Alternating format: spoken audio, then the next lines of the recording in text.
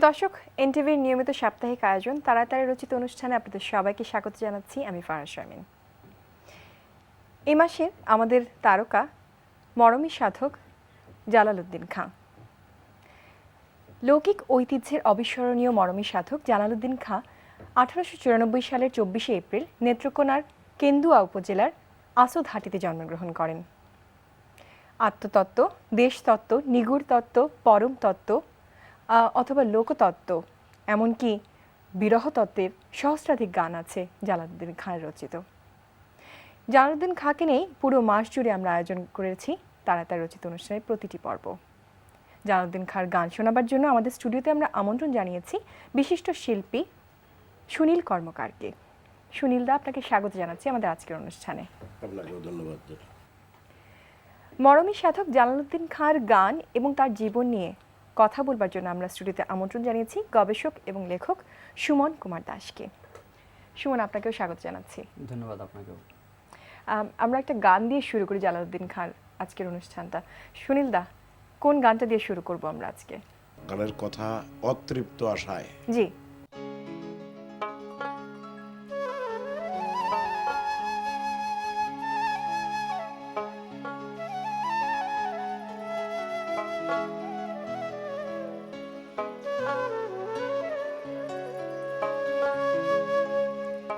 অতৃপ্ত আশায় ঘুরিছে সদায়, অস্তিত্বহীন মানুষেরই মন। অতৃপ্ত আশায় ঘুরিছে সদায়, অস্তিত্বহীন মানুষেরই মন। অতৃপ্ত আশা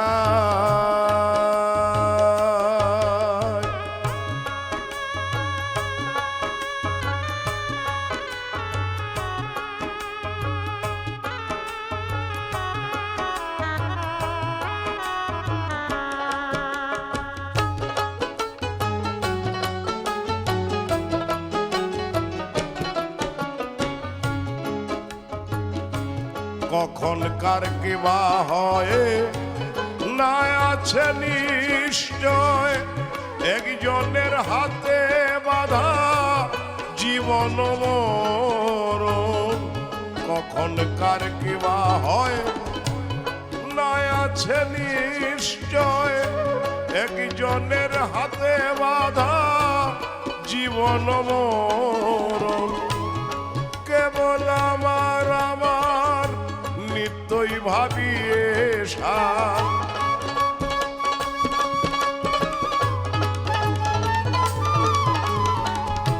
কেবল আমার আমার নিত্যই ভাবিয়ে সার।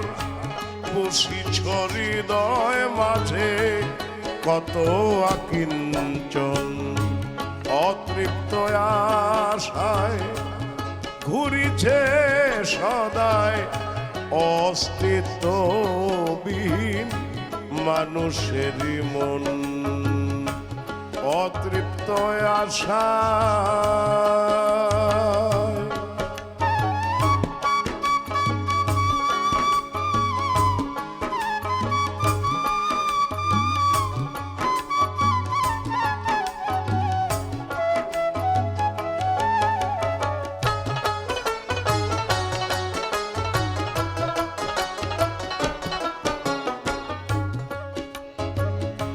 করে মিছে মন্ত্রণা, সহিছ যন্ত্রণা, ভব দুঃখ তোর তাই হয় না বারণ। করে মিছে মন্ত্রণা, সহিছ যন্ত্রণা, ভব দুঃখ তোর তাই হয় না বারণ। ঘুরাইলে ঘুরো বুঝিতে না পারো,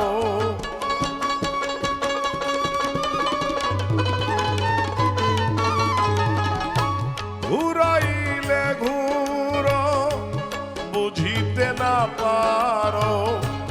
কলুর বলদের সারাটা জীবন অতৃপ্ত আশায় ঘুরিছে সদায় অস্তিত্বহীন মানুষেরই মন অতৃপ্ত আশা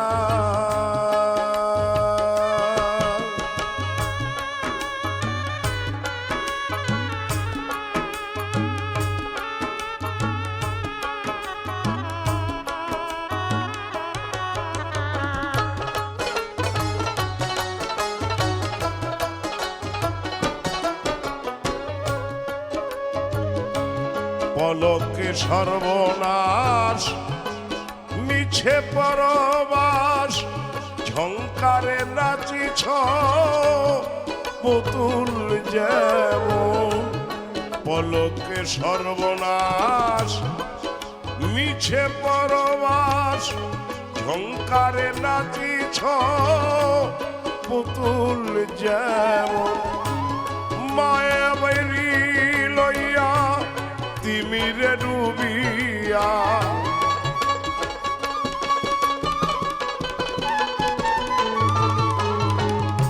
মায়া বেড়ি লইয়া তিমিরে ডুবিয়া রয়েছে ভুলিয়া জালালের মন অতৃপ্ত আশায় ঘুরিছে সদায় অস্তিত্বহীন মানুষেরই মন অতৃপ্ত আশায়। অনেক ধন্যবাদ সুনীল দা, অনেক ধন্যবাদ আপনাকে। সুমন ভাই, জালালউদ্দিন খাঁ সম্বন্ধে তো আমরা খুব, আমি বলবো যে যতটুকু গবেষণা করে জানতে পেরেছি, সবাই আসলে ওভাবে এখনো জানতে পারেনি নিজেরা। আমরা কতটুকু জানি এটাই আসলে এখনো প্রশ্ন। তো জালালউদ্দিন খাঁর জীবন নিয়ে যদি আপনার কাছে একটু জানতে চাই, এবং ওনার গানের কিভাবে আবির্ভাব হলো। আসলে জালালউদ্দিন খাঁ খুব মহৎ একজন মহাজন ছিলেন, জি, কিন্তু তার গান সেভাবে আমাদের বাংলায় কোনো বাংলায় এভাবে প্রচারিত হয় নাই। বলা হয়ে থাকে যে বিভিন্ন বিদ্বৎ সমাজ বলে থাকেন লালনের পরে তাত্ত্বিকগত দিক দিয়ে জালালউদ্দিন খাঁর গানগুলা খুবই মহৎপ্রাণ গান।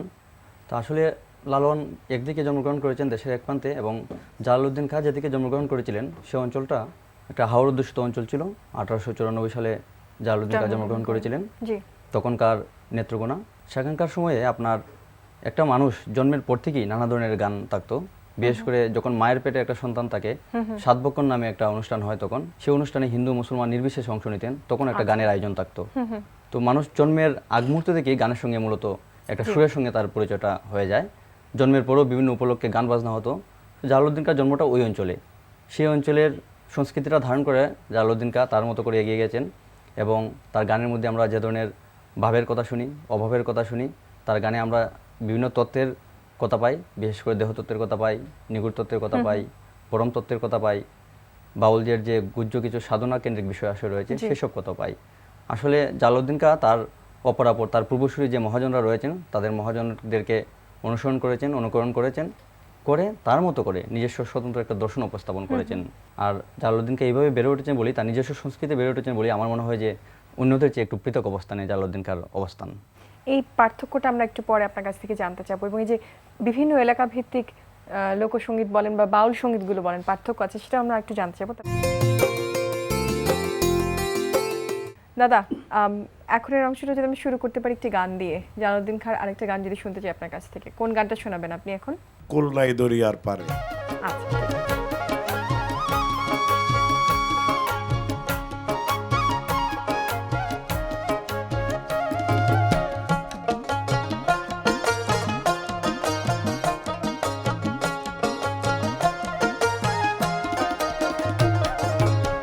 খুলনাই দরিয়ার পারে বৃক্ষ একটি মনোহর, খুলনাই দরিয়ার পারে বৃক্ষ একটি মনোহর, এর আগায় বসে সোনার ময়নায় গেল 40 বৎসর, আগায় বসে সোনার ময়নায় গেল 40 বৎসর, খুলনাই দরিয়ার পারে বৃক্ষ একটি মনোহর, খুলনাই দরিয়ার পারে বৃক্ষ একটি মনোহর।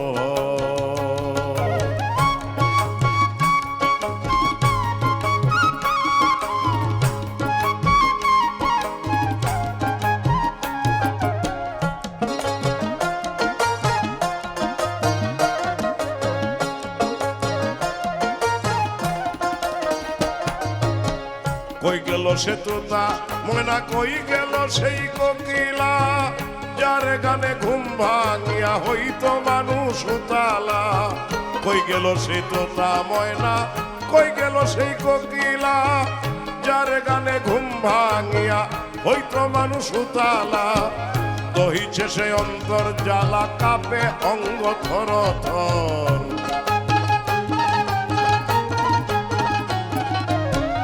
দহিছে সে অন্তর জ্বালা কাঁপে অঙ্গ থর থর খুলনাই দরিয়ার পারে বৃক্ষ একটি মনোহর খুলনাই দরিয়ার পারে বৃক্ষ একটি মনোহর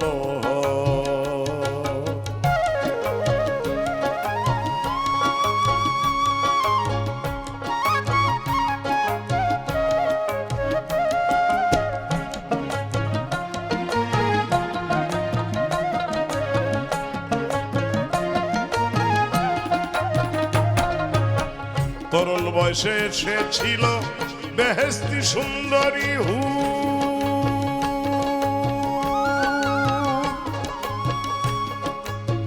দরিয়া মন্থন করিয়া লুটে নিল রত্নপুর তরুণ বয়সে এসে ছিল বেহেস্তি সুন্দরী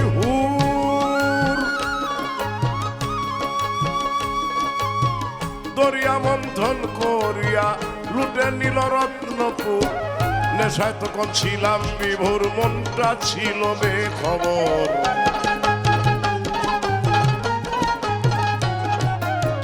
নেশায় তখন ছিলাম বিভোর মনটা ছিল বেখবর খুলনাই দরিয়ার পারে বৃক্ষ একটি মনোহর খুলনাই দরিয়ার পারে বৃক্ষ একটি মনোহর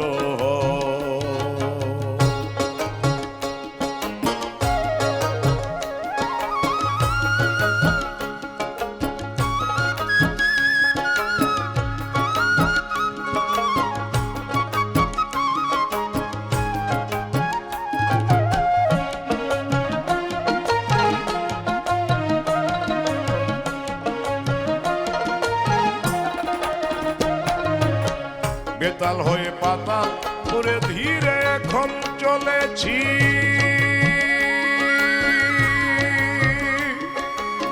তাজা রক্ত জ্বলতি আগুন নিভে ঠান্ডা হয়েছি বেতাল হয়ে পাতাল পুরে ধীরে এখন চলেছি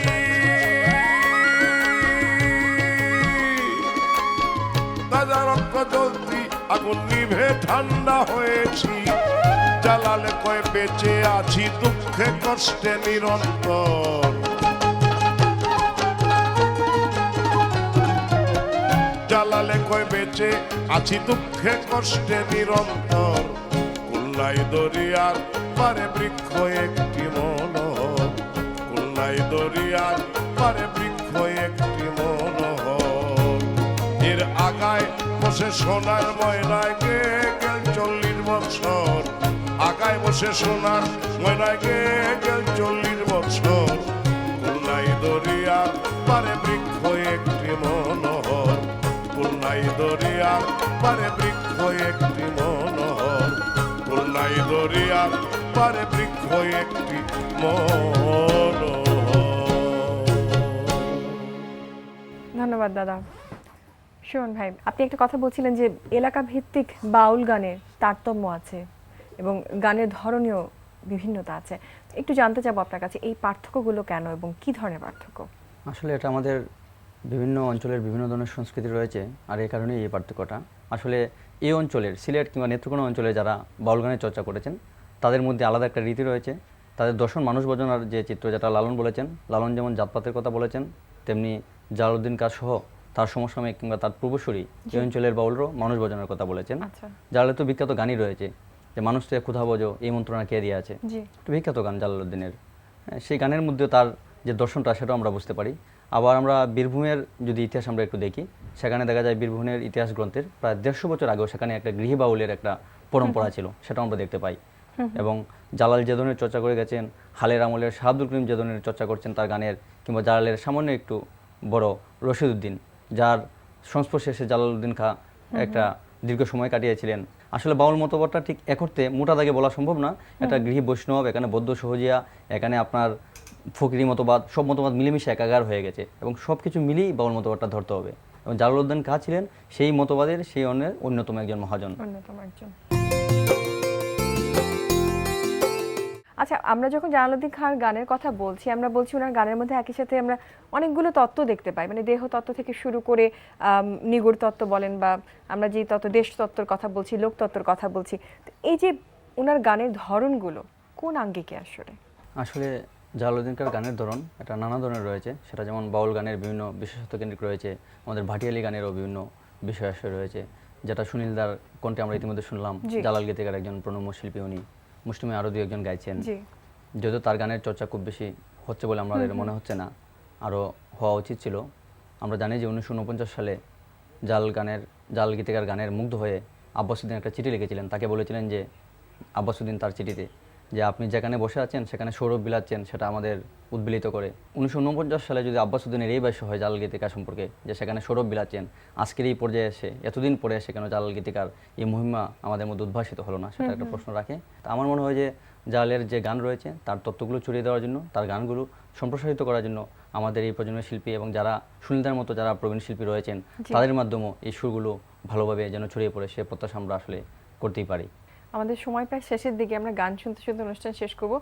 অনুষ্ঠান শেষ করার আগে আপনাদের একবার ধন্যবাদ জানিয়ে দিচ্ছি। সুমন, অনেক ধন্যবাদ আপনাকে। ধন্যবাদ আপনাদেরকে এবং এনটিভি কর্তৃপক্ষকে। সুনীলদা, আপনাকেও ধন্যবাদ আমাদের গান শোনাবার জন্য। আরেকটা গান আমরা শুনবো, শুনতে শুনতে অনুষ্ঠান শেষ করবো। তার আগে আমি দর্শকদের কাছ থেকে একটু বিদায় নিচ্ছি সুনীলদা।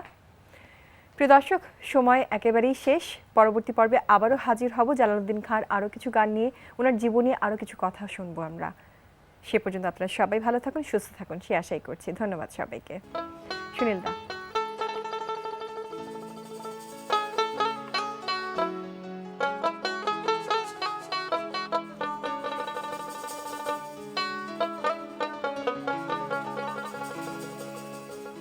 সরল মতি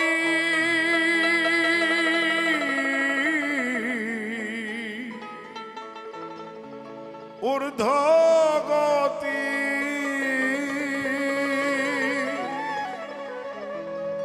সরল মতি ঊর্ধ্বগতি, বরণ হয় তার চাষনা ভঙ্গিতে যায় চেনা, প্রেমিকে ভঙ্গিতে যায় চেনা।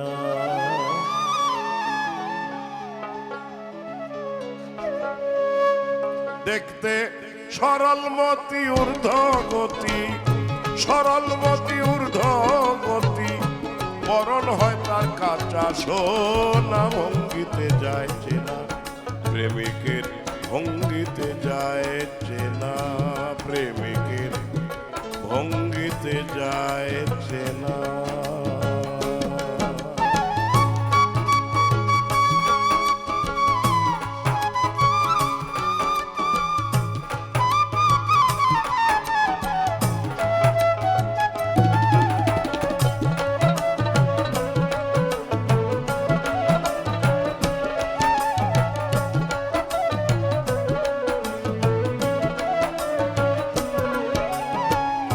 মন তাহার ঘুমের ঘোরে নয়নের উৎনেহার করে, প্রেম পুরীতে ধরা পড়ে আত্মশোক বোঝে না।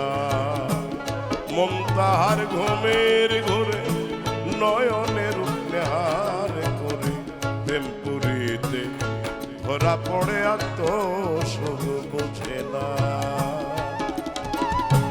সরল হয়ে সহজ মন্ত্র শিখিল যে জনা,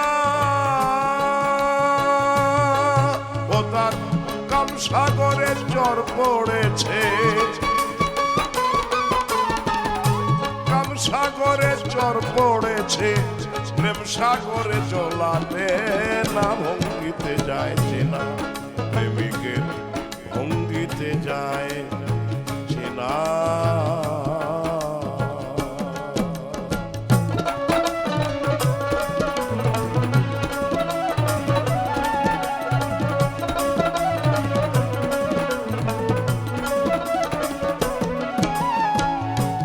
লোকে কয় করে করলে শুনি চণ্ডীদাস আর রজকিনী তারা প্রেমের শিরোমণি এমন হয় কয়জনা লোকে কয় করলে শুনি চণ্ডীদাস আর রজকিনী তারা প্রেমের শিরোমণি এমন হয় কয়জনা মৃতদেহে জীবন পাইল জগতে ঘোষণা প্রেমিকের প্রেমার কামারা প্রেমিকের প্রেমার কামারা মরে গেল বংশতে না ভঙ্গিতে যাইছে না প্রেমিকের ভঙ্গিতে যাইছে না প্রেমিকের ভঙ্গিতে যাইছে না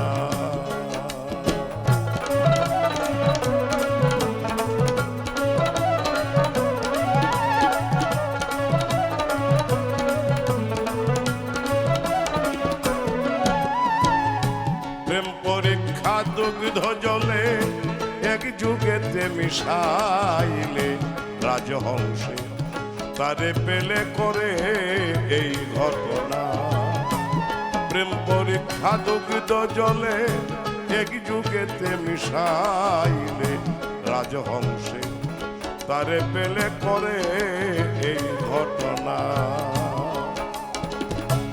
চুমুক দিয়ে দুগ্ধ খাবে জল তো আর খাবে না এমন প্রেমিক হবে যারা এমন প্রেমিক হবে যারা 84তে আরা সে না ভঙ্গিতে যাইছে না প্রেমিকের ভঙ্গিতে যাইছে না